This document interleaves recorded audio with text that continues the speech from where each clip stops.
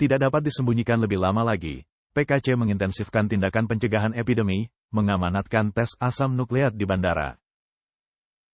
Epidemi virus corona baru terus merajalela, menyebabkan penderitaan yang meluas karena infeksi yang berulang kali terjadi. Namun PKC terus-menerus menyembunyikan kebenaran, bahkan menjadikan COVID-19 sebagai topik yang tabu. Namun, tepat sebelum libur May Day, yang juga dikenal sebagai Hari Buruh pada tanggal 1 Mei, CDC China mengeluarkan arahan yang tidak biasa. Laporan ini memperingatkan bahwa virus COVID-19 masih bermutasi, dan meningkatnya perjalanan liburan dapat meningkatkan risiko penularan.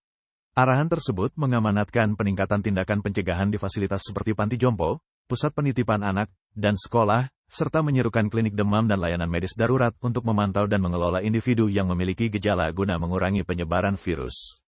Selain itu, CDC China telah memperketat kontrol di semua pelabuhan dan bandara, dengan fokus pada COVID-19 dan penyakit lainnya, dan melakukan tes asam nukleat secara acak pada para pelancong, terutama mereka yang berasal dari negara dan wilayah berisiko tinggi. Para ahli menafsirkan langkah ini menunjukkan bahwa situasinya terlalu buruk untuk disembunyikan. Menurut sejarawan Australia Li Yuanhua, pengabaian PKC terhadap logika medis telah menyebabkan mutasi baru yang lebih menular. Tanpa tindakan segera, kita bisa melihat wabah besar lainnya, itulah sebabnya mereka kini ketakutan. Dia menambahkan, dengan mewajibkan tes bagi orang asing, PKC tampaknya sedang menyalahkan sumber eksternal atas wabah baru ini. Kenyataannya adalah epidemi dalam negeri masih terus berlanjut dan memburuk akhir-akhir ini. Jika wabah baru berskala besar terjadi dengan korban jiwa yang signifikan, masyarakat pasti akan menyalahkan pemerintah karena melarang pengujian, pengungkapan, dan diagnosis, sehingga menghambat pengobatan yang efektif dan tindakan pencegahan dasar.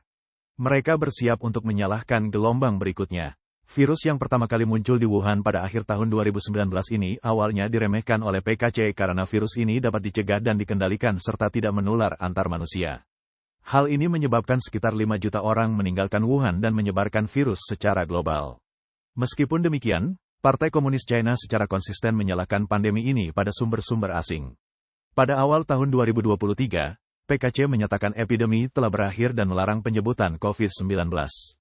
Namun, pengungkapan baru-baru ini dari masyarakat kepada wartawan Nyultang Dynasty Television menunjukkan bahwa epidemi ini terus terjadi, dan pihak berwenang masih menyembunyikan kebenaran di rumah sakit, menolak melakukan tes yang diperlukan, dan memperlakukan COVID-19 hanya sebagai flu biasa.